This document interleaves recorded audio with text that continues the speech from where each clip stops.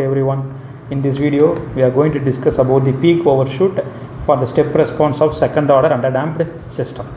Okay, already we have derived the second order underdamped system.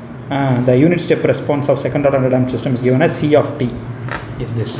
What is peak overshoot? We can see the settling value is 1. The settling value is 1. So this is the overshoot, MP in percentage. This is the peak overshoot. Okay, the corresponding time is called peak time. In the last video we have derived the peak time as TP, which is given as pi by the peak time is pi divided by omega d. In the last video we have derived this. Now we are going to look at the peak overshoot. Peak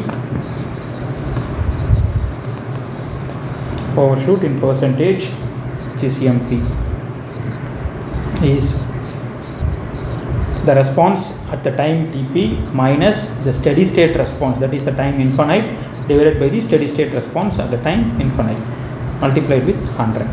Okay, so we will find out at t equal to infinite, that is C infinite, plug the value infinite here. Okay, in place of t, if you put infinite, e power minus infinite is 0, so at C infinite is going to be 1 minus 0, which is 1. Then at t equal to Tp is the peak time,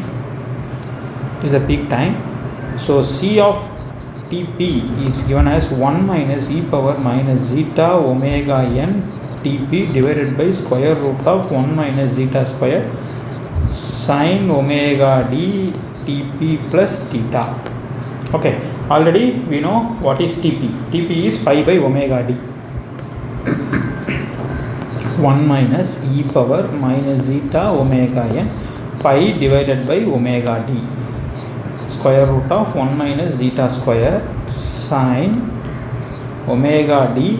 Tp is pi by omega d plus theta. Okay, so what is omega d? We know what is omega d. Omega d is damped frequency of oscillation, which is omega n square root of 1 minus zeta square. Okay, on substituting, Ctp is equal to 1 minus e power minus zeta omega n pi divided by omega n square root of 1 minus zeta square divided by 1 minus zeta square.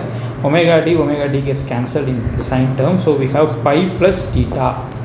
Okay, so if you look at here, omega n, these two omega n will get cancelled out. So what we have is 1 minus e to the power minus zeta pi divided by square minus 1 zeta pi divided by 1 minus square root of 1 minus zeta square whole divided by 1 minus zeta square sin pi plus theta. Okay, so this is your Tp. What is a peak overshoot expression? Which is Ctp minus C infinite divided by C infinite multiplied with 100. Right?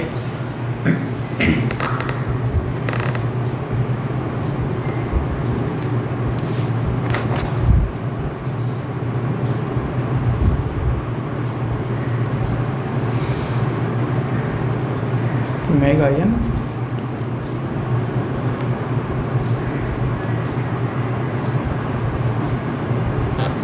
pi plus theta. Okay,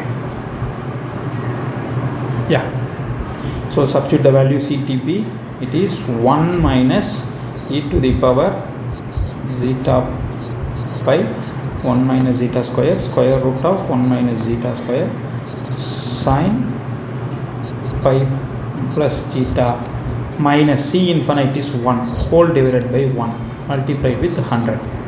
Okay, this plus 1 minus 1 is cancelled, denominator is 1, so what we are getting is e to the power minus zeta pi square root of 1 minus zeta square whole divided by 1 minus zeta square sin pi plus theta.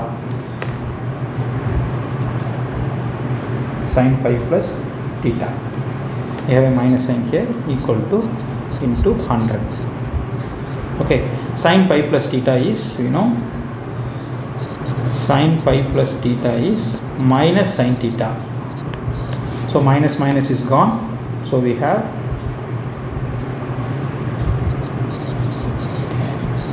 mp in percentage is equal to e power minus zeta pi square root of 1 minus zeta square sin theta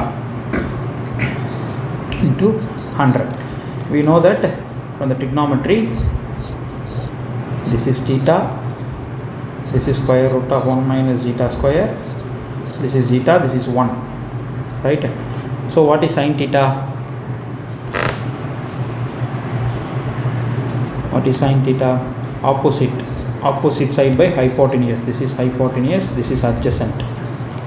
So sin theta is equal to square root of 1 minus zeta square, opposite side,